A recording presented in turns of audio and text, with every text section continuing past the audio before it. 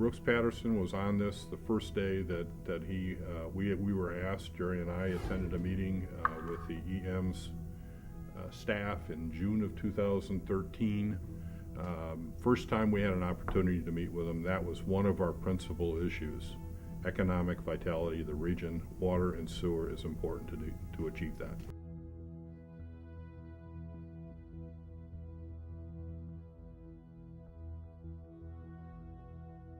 Well, the DWSD, being a part of the city, had a piece of the obligations relating to certain legacy costs. Legacy costs for employees would be pension and retirees' health care. The dollar amounts involved in the retirees' health care were completely restructured under the bankruptcy. The estimated amount of savings over the course of the next 20 or 30 years was about $600 to $625 million. That was restructured and eliminated as part of the bankruptcy. A second piece of debt was the pension certificates of participation. The dollar amount was somewhere in the order of $171 million that DWSD owed as its share of the pension certificates. They were largely eliminated. The DWSD was paying $14 million a year, upwards of 15, on the debt service through 2035. Once that was restructured, the amount of the debt was about $1 million a year that we're paying. So between those two items, there was somewhere in the order of about $35 million in savings just in cash flow that would have otherwise have been required had the bankruptcy not occurred.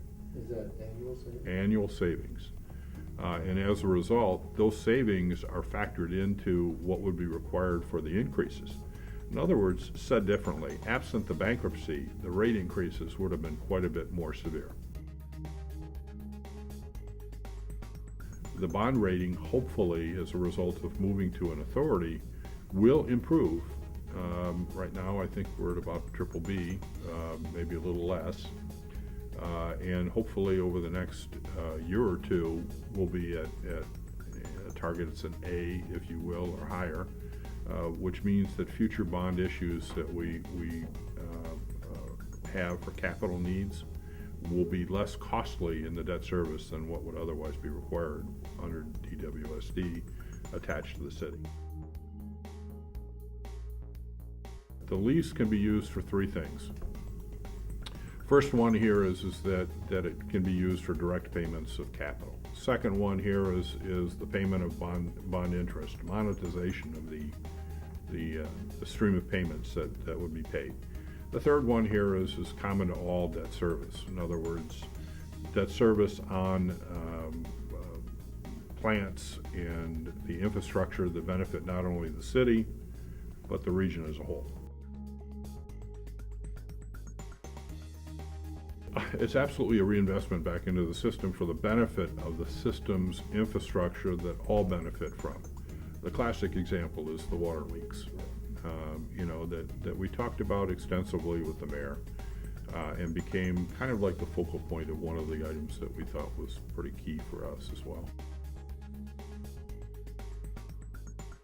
We held firm in Oakland County, and we were a large part of the players in that effort, that we would never agree to a deal that would allow the dollars to flow out of the system for the use of the city's general fund.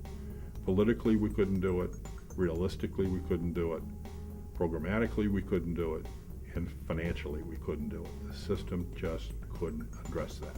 One of the quintessential issues in the lease is the dollars that are being paid for the city, which encompass about $35 million worth of suburban pieces and about $15 million worth of city pieces, so they actually contribute to that effort as well. Stay in the system to benefit the infrastructure for the city of Detroit. In the lease agreement itself, and it's based on a 1995 Judge Fiken's order endorsed by Judge Cox, the current presiding judge, if you will, and was the mediator for the discussions. He has an order outstanding that Detroit pays its bad debts, suburbs pays pays its bad debts, and never the twain shall meet. It's even incorporated in the contracts for the wastewater, for example, that is signed by each of the communities. So to that end, they have already agreed to that arrangement. It's a provision in the sewer contracts. That is probably the first line of defense, but as a reality, we've baked in processes and other activities escalating depending upon the nature of the dispute, if there is one, moving up from simply a discussion at the table of the authority board and the future city board of water commissioners to a reconciliation process if there's a dispute between a smaller group of that activity, and ultimately into an arbitration panel if we have to go that far. I'm hoping we'll never do that.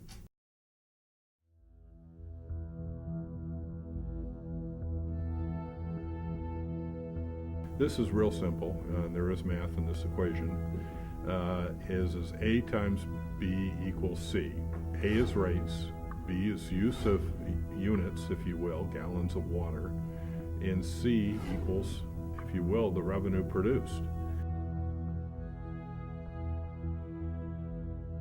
The 4% relates to the operating budget. The budget can't go up more than 4%, so that if there's a problem in saying taking it to 5%, then in theory we have to cut operating costs, which is exactly what you'd want to happen. The problem here is it's dependent upon rates and units. Our units have been dropping. The amount of consumption here, for a number of reasons, Flint coming out of the system, the cold and wet season has caused the units to be dropped out. There's a very difficult process in terms of the rate. And the problem here is when your units drop, your rates have to go up to achieve C, the revenue. And to that end, with our units going down, the rates have gone up, and people have, unfortunately, equated rates to revenue. And they're very much different things. I suspect the rates will go up. We do have an aging system that has had significant deferred maintenance over the years. So to that end, we'll probably have to see some rate increases over the next several years just to keep the system moving ahead. But I think in the sewer side, we're much better served in where the sewer is. Water, a little bit more fiscally challenged. And there could be some issues going forward on the water side of the shop.